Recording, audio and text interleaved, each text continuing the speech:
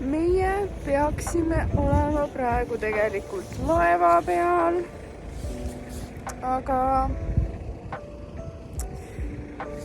esimest korda elus juhtus see, et me jäime laevast maha. Ma olin nii närvis, et sellest mõtlemine on mind siiamaani närvi ja nutma. Ja nüüd me tulime lihtsalt värsket õhku hingama.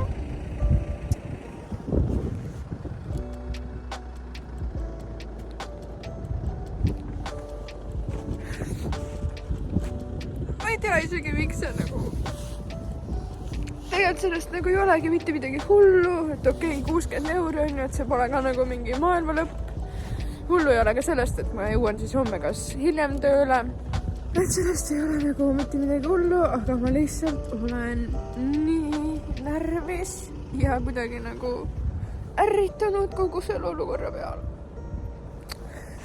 Kõige rohkem vist ise enda peale, sest nagu väikese asjade kokkupanemisega seekord nii kaua ja ma ei tea miks.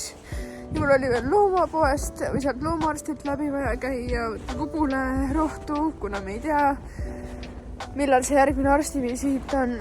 Ja see lihtsalt kuidagi... igal pool olid ummikud, millega ma jälle ei arvestanud. Nagu...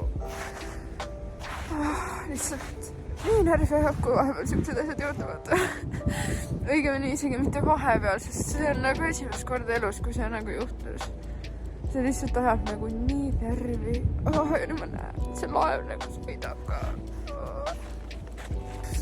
Ja me ei jäänud üldse palju hiljaks, me jäime nagu 3 minti enne 3 minti peale check-in'i kinnipanemist jõudsime sinna. Lihtsalt nagu fucking nõme lihtsalt. Kui närve jääb.